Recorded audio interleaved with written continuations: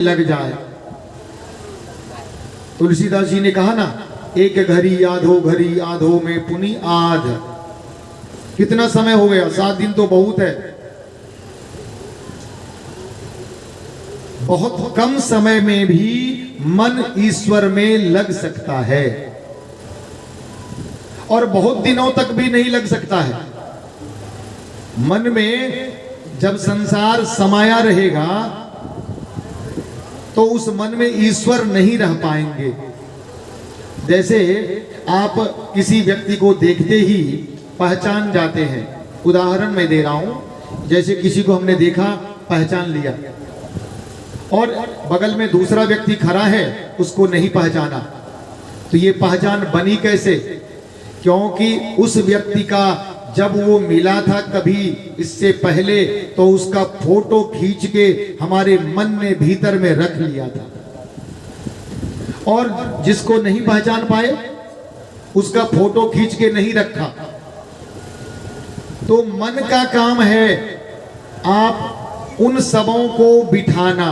मन में जमा होता गया, पूरा संसार समा गया मन में। जब इतना संसार समा जाएगा, इतने लोगों की फोटो समा जाएगी, इतना सब कुछ रहेगा मन में, तो उस मन में ईश्वर कहां से रहेंगे? कहां रहेंगे? उनको जगह कहां मिलेगा?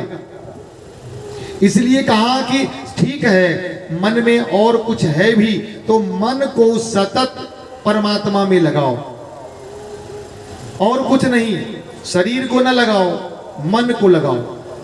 कहीं बैठे हैं, खेत में बैठे हैं, गाय चरा रहे हैं, वहीं बैठ के उस ईश्वर का चिंतन किया जा सकता है। जहां हैं आप, ऑफिस में काम करते हैं, वहां भी परमात्मा का चिंतन हो सकता है। जब आप मथुरा वृंदावन जाएंगे तो देखते हैं कि वहां अभी भी कुएं से जल ले आने की प्रथा है। वहां की जो गोपियां, स्त्रियां हैं ना, वो कुएं पर से जल लाती हैं, उसी में दाल बनाती हैं।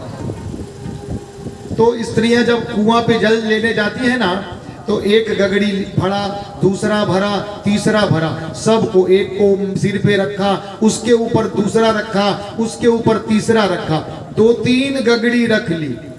अब पकड़ के भी नहीं चल रही है, बगल में दूसरी है, तीसरी है, घूंघट यहां तक रहेगा उनको, अपने यहाँ वाला नहीं है। अब घूंघट खत्म ही हो गया लगभग, तो उन अभी वहां है इतनी घूंघट, बगल में सारी स्त्रियां हैं, 3-4। अब वो कितना कार्य कर रही हैं एक साथ देखिए। माथे पे 3-3, 4-4 गगड़ी है, उसको संभाल रही है, चल रही है, चलने का कार्य हो रहा है, दूसरा हुआ, तीसरा कार्य आपस में बात भी करती जा रही है, और गिर नहीं रहा है गगड़ी।